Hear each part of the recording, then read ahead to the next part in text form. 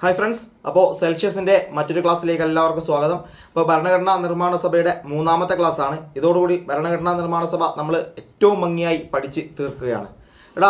ഭരണഘടനാ നിർമ്മാണ സഭയിലെ കമ്മിറ്റികളാണ് നമ്മൾ അടുത്തതായി നോക്കാൻ വേണ്ടി പോകുന്നത്. 8 മേജർ കമ്മിറ്റികളും ചില മൈനർ കമ്മിറ്റികളും, അങ്ങനെ ആകെ 22 കമ്മിറ്റികളായിരുന്നു ഭരണഘടനാ നിർമ്മാണ സഭയുടെ ഭാഗമായി ഉണ്ടായിരുന്നത്. 8 മേജർ കമ്മിറ്റികളും ബാക്കി മൈനർ കമ്മിറ്റികളും, അങ്ങനെ ആകെ 22 കമ്മിറ്റികൾ. അതിൽ പ്രധാനപ്പെട്ട കമ്മിറ്റികൾ നോക്കാം. അതിൽ ഏറ്റവും പ്രധാനപ്പെട്ടത് ഡ്രാഫ്റ്റിംഗ് കമ്മിറ്റിയാണ്. അത് ചെയർമാൻ BR അംബേദ്കർ ആണ്. ഡ്രാഫ്റ്റിംഗ് കമ്മിറ്റി ഏറ്റവും പ്രധാനപ്പെട്ടത് chairman BR Ambedkar.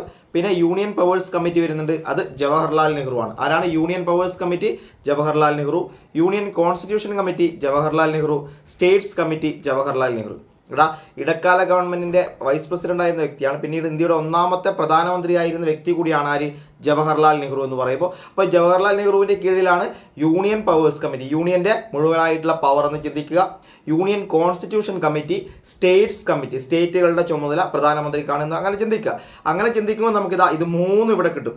Union powers committee Jawaharlal Nehru, union constitution committee Jawaharlal Nehru, states committee Jawaharlal Nehru എന്ന് നമുക്ക് കിട്ടും. അതുപോലെ തന്നെ പ്രൊവിൻഷ്യൽ കോൺസ്റ്റിറ്റ്യൂഷൻ കമ്മിറ്റി സർദാർ പട്ടേലാണ്. Sardar Patel, provincial constitution committee Sardar Patel.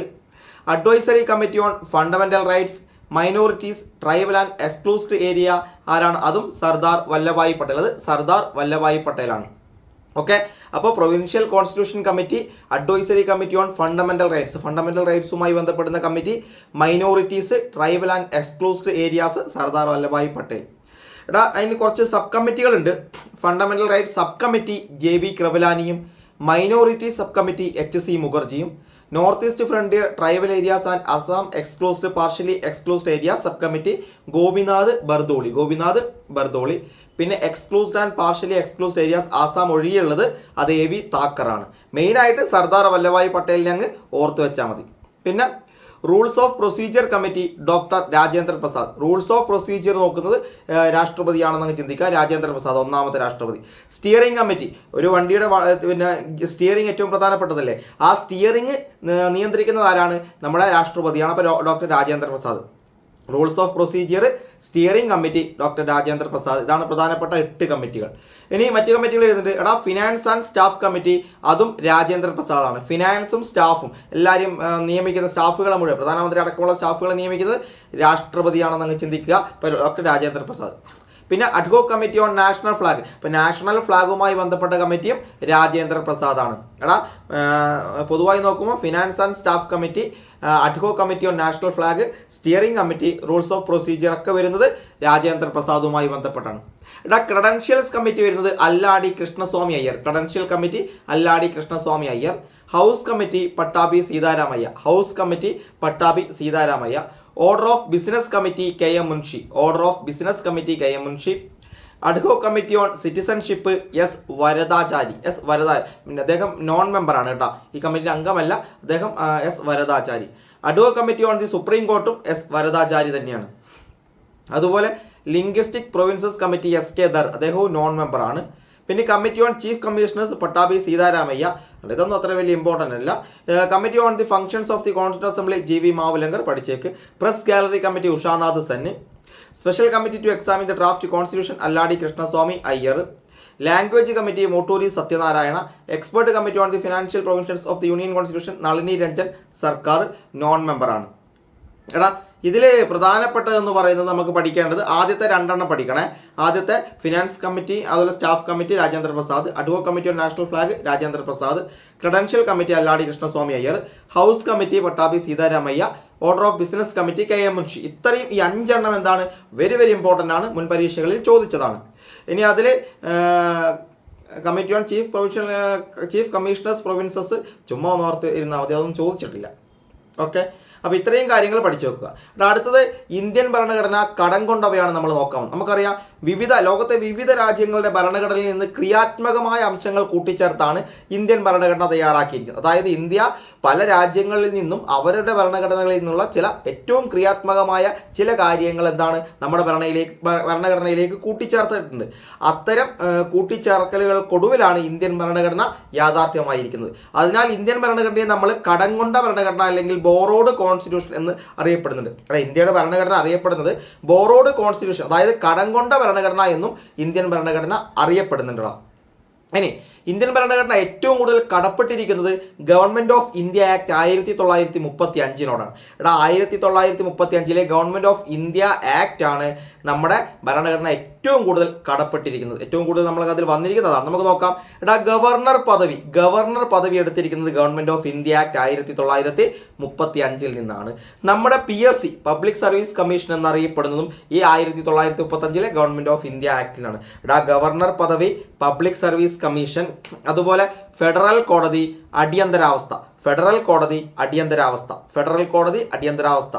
Governor പദവി, പബ്ലിക് സർവീസ് കമ്മീഷൻ, ഫെഡറൽ കോടതി അടിയന്തരാവസ്ഥ, ഇത്രയും എടുത്തിരിക്കുന്നത് എവിടെ നിന്നാണ്? ഗവൺമെന്റ് ഓഫ് ഇന്ത്യ ആക്ട് 1935 ആണ്.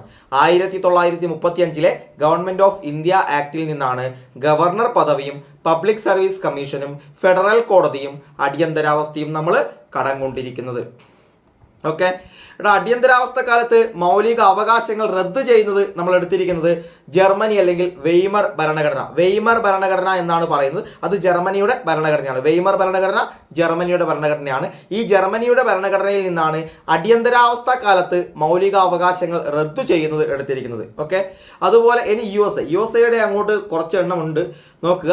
മൗലികാവകാശങ്ങൾ, ആമുഖം, സ്വതന്ത്ര നീതിന്യായ വ്യവസ്ഥ, ജുഡീഷ്യൽ റിവ്യൂ. മൗലികാവകാശങ്ങൾ ആമുഖം, സ്വതന്ത്ര നീതിന്യായ വ്യവസ്ഥ, ജുഡീഷ്യൽ റിവ്യൂ എന്നിവ അമേരിക്കൻ ഭരണഘടനയിൽ നിന്നാണ്. അതുപോലെ രാഷ്ട്രപതിയുടെ ഇംപീച്ച്മെന്റ്, ലിഖിത ഭരണഘടന, വൈസ് പ്രസിഡന്റ്, സുപ്രീം കോടതി. രാഷ്ട്രപതിയുടെ ഇംപീച്ച്മെന്റ്, ലിഖിത ഭരണഘടന, വൈസ് പ്രസിഡന്റ്, സുപ്രീം കോടതി എന്നിവയും അമേരിക്കൻ ഭരണഘടനയിൽ നിന്നാണ്. ഒന്നുകൂടെ നമുക്ക് നോക്കിയാൽ പറയാം. മൗലിക അവകാശങ്ങൾ, ആമുഖം, സ്വതന്ത്ര നീതിന്യായ വ്യവസ്ഥ, ജുഡീഷ്യൽ റിവ്യൂ, രാഷ്ട്രപതിയുടെ ഇംപീച്ച്മെന്റ്, ലിഖിത ഭരണഘടന, വൈസ് പ്രസിഡന്റ്, സുപ്രീം കോടതി എന്നിവ കടംകൊണ്ടിരിക്കുന്നത് അമേരിക്കൻ ഭരണഘടനയെ ആസ്പദമാക്കിയാണ്. എന്നാൽ മൗലിക കടമകളോ അത് റഷ്യയാണ്. മൗലിക അവകാശങ്ങൾ അമേരിക്കയാണെങ്കിൽ മൗലിക കടമകൾ റഷ്യൻ ഭരണഘടനയെ ആസ്പദമാക്കിയാണ് റഷ്യ. അതുപോലെ പഞ്ചവത്സര പദ്ധതികളും മൗലിക കടമകളും പഞ്ചവത്സര പദ്ധതികളും നമ്മൾ കടംകൊണ്ടിരിക്കുന്നത് റഷ്യൻ ഭരണഘടനയെ ആസ്പദമാക്കിയാണ്. ഏതാണ്? റഷ്യൻ ഭരണഘടനയെ ആസ്പദമാക്കിയാണ്. ഇനി അടുത്തത് ബ്രിട്ടനാണ്. ബ്രിട്ടനിൽ നിന്ന് നമ്മൾ ഒരുപാട് കാര്യങ്ങൾ എടുത്തിട്ടുണ്ട്. അതിലൊന്നാണ് പാർലമെന്ററി ജനാധിപത്യം എന്ന് പറയുന്നത്. പാർലമെന്ററി ജനാധിപത്യം ബ്രിട്ടനാണ്. ഏക പൗരത്വം, സിംഗിൾ സിറ്റിസൺഷിപ്പ് എവിടെ നിന്നാണ്? അതും ബ്രിട്ടനിൽ നിന്നാണ്. നിയമവാഴ്ച, റൂൾ ഓഫ് ലോ നമ്മൾ ബ്രിട്ടനാണ്. ക്യാബിനറ്റ് സമ്പ്രദായം എടുത്തിരിക്കുന്നത് ബ്രിട്ടനാണ്.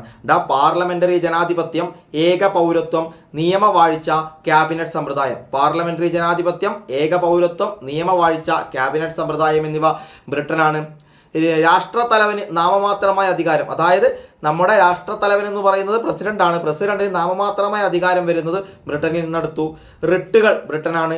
ദ്വിമണ്ഡല സഭ ബ്രിട്ടനാണ്. തെരഞ്ഞെടുപ്പ് സംവിധാനം ബ്രിട്ടനാണ്. ഇതൊന്നും പോരാതെ രാഷ്ട്രത്തലവന് നാമമാത്രമായ അധികാരം നൽകും.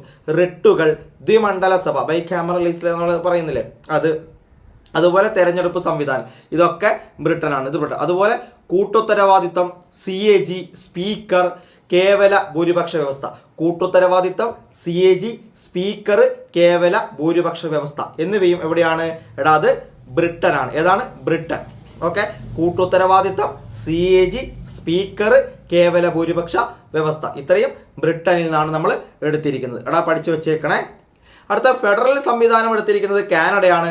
അവശിഷ്ടാധികാരവും കാനഡയാണ്. Union state ലിസ്റ്റുകളും കാനഡയാണ്.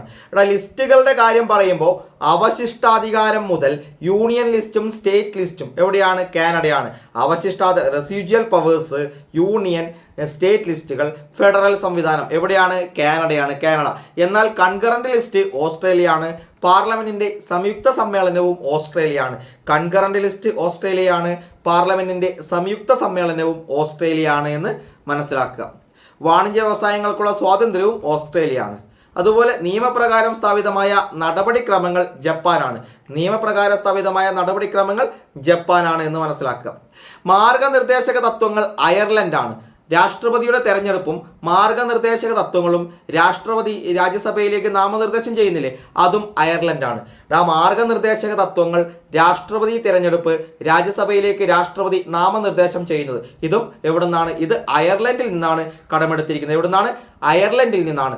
മാർഗനിർദ്ദേശക തത്വങ്ങൾ അയർലൻഡ്, DPSP അയർലൻഡ്, പ്രസിഡന്റ് തെരഞ്ഞെടുപ്പ് അയർലൻഡ്, രാജ്യസഭയിലേക്ക് രാഷ്ട്രപതി നാമനിർദ്ദേശം ചെയ്യുന്നത് അയർലൻഡ്. പഠിച്ചു വെച്ചേക്കുക. ഇനി ഭരണഘടനാ ഭേദഗതി എവിടെയാണ്? ദക്ഷിണാഫ്രിക്കയിൽ നിന്നാണ്. ഭരണഘടനാ ഭേദഗതി ദക്ഷിണാഫ്രിക്കയിൽ നിന്നാണ്. രാജ്യസഭാംഗങ്ങളുടെ തെരഞ്ഞെടുപ്പും ദക്ഷിണാഫ്രിക്കയാണ്. ഭരണഘടനാ ഭേദഗതി ദക്ഷിണാഫ്രിക്ക, രാജ്യസഭാ അംഗങ്ങളുടെ തെരഞ്ഞെടുപ്പ് ദക്ഷിണാഫ്രിക്ക. അപ്പോൾ രണ്ടെണ്ണമാണ് ദക്ഷിണാഫ്രിക്ക. ഭരണഘടനാ ഭേദഗതി കോൺസ്റ്റിറ്റ്യൂഷണൽ അമെൻമെന്റും രാജ്യസഭാ അംഗങ്ങളുടെ തെരഞ്ഞെടുപ്പും അത് ദക്ഷിണാഫ്രിക്കയാണ്. അതുപോലെ ഫ്രാൻസ് റിപ്പബ്ലിക് എടുത്തിരിക്കുന്നത് ഫ്രാൻസിൽ നിന്നാണ്. റിപ്പബ്ലിക്കും അതുപോലെ സ്വാതന്ത്ര്യം, സമത്വം, സാഹോദര്യം, അതും ഫ്രാൻസിൽ നിന്നാണ്. റിപ്പബ്ലിക്, സ്വാതന്ത്ര്യം, സമത്വം, സാഹോദര്യം എന്നിവ ഫ്രാൻസ് ആണ്. ഫ്രാൻസ്. ഓക്കെ. ഇത്രയുമാണ് നമുക്ക് എന്താണ് ഏതുമായി ബന്ധപ്പെട്ട് പഠിക്കാനുള്ളത്? നമ്മുടെ ഭരണഘടനാ നിർമ്മാണ സഭയുമായി ബന്ധപ്പെട്ട് ഏറ്റവും പ്രധാനമായും പഠിക്കാനുള്ളത്. കൃത്യമായി ഈ 3 പാർട്ടുകൾ നിങ്ങൾ കൈകാര്യം ചെയ്യുമ്പോഴേക്കും നിങ്ങൾക്ക് ഏറ്റവും വ്യക്തമായ ഒരു ധാരണ ഇതിനെക്കുറിച്ച് കിട്ടിയിരിക്കും. ഇവിടെ നിന്ന് ഒരു മാർക്ക് പോലും നിങ്ങൾക്ക് നഷ്ടപ്പെടില്ല എന്നും നിങ്ങൾക്ക് ഉറപ്പിച്ച് തന്നെ മുന്നോട്ട് പോകാം. ഓക്കെ.